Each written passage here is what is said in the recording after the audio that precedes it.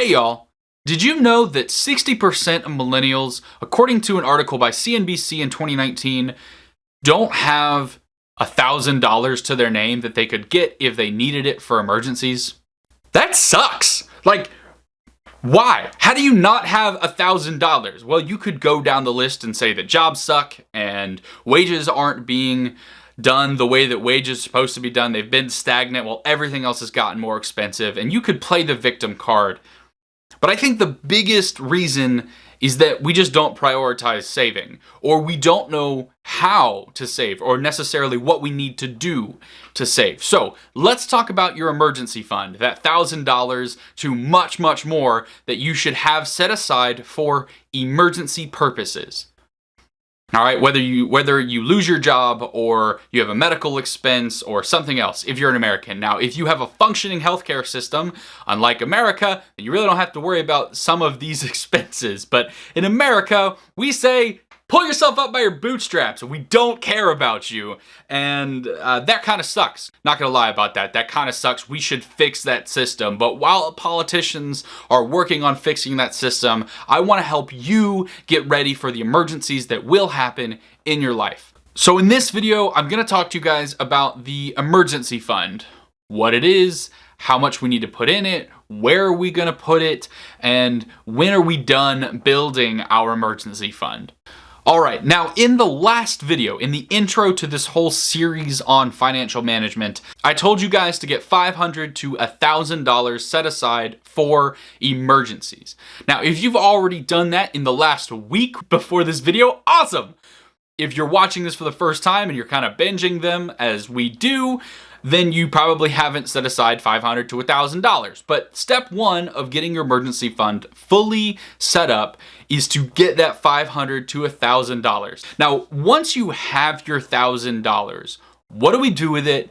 And is that enough? So, what do we do with our $1,000 once we've got it? And where do we put our emergency fund so that we don't spend it and we don't think about it often, but that we can still earn some type of money on it and have it for use when we need it? We want to put it in something called a high yield savings account. Now, a high yield savings account is just an account where you basically are earning more interest than what the normal banks are paying. So I bank personally with PNC. They only pay, say, 0.1% of interest on all the money in my savings account, unless I spend a certain amount, and then I get 0.5. So woohoo, you know, it's like 0.5% of interest on the money that I keep there. So I don't put my money there because my high yield savings account is giving me 1.8%. And before the federal interest rates went down, I was getting almost 2%, like 1.9 or something like that.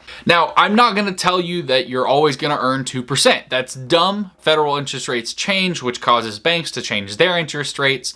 But you wanna put it in a high yield savings account, and you wanna pick a good savings account. So on your screen, you'll see a few of the savings account possibilities that are out there. Ally Bank is a good one. They've been around for a long time.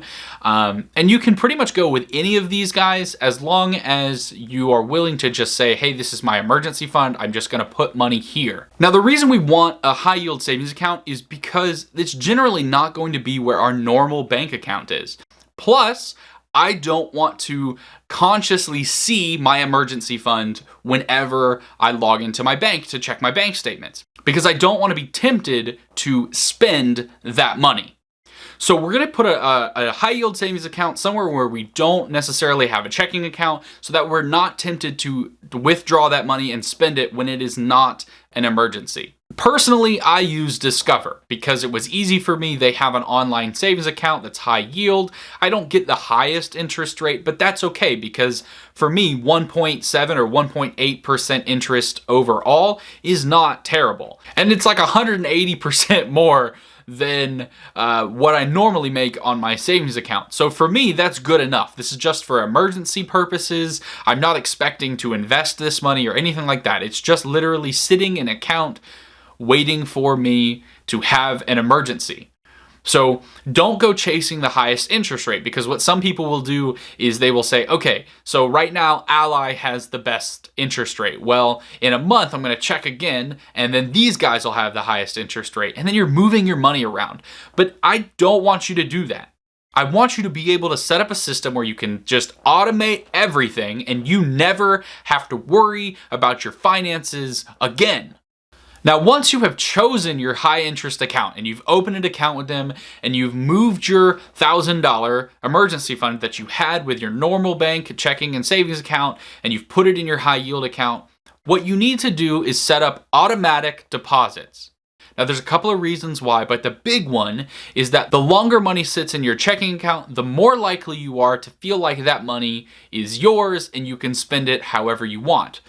But the truth is, we want to build an emergency fund. We want it to constantly have money going into it because it's going to take a while to grow automatically. And if you feel like that money is yours rather than just having it automatically get pulled out of your checking account every paycheck, you're less likely to put the money into your emergency fund. So wherever you go for a high yield savings account, you want to set up an automatic deposit every single paycheck for you.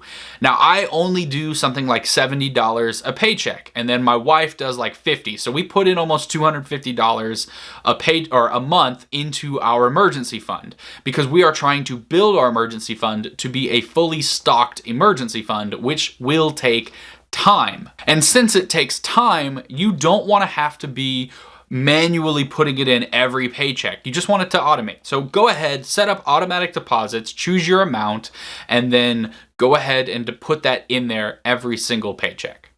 Now, okay, so we've got a high yield savings account. We've set up automatic deposits. We're watching that emergency fund grow. But Pinkbeard, when will it be done?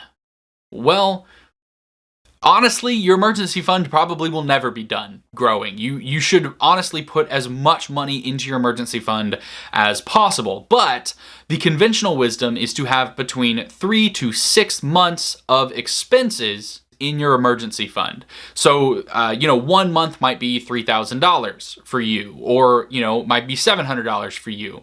But you want to try to get 3 months of expenses in your emergency fund. And you want to think about stopping funding your emergency fund when you've hit 6 months.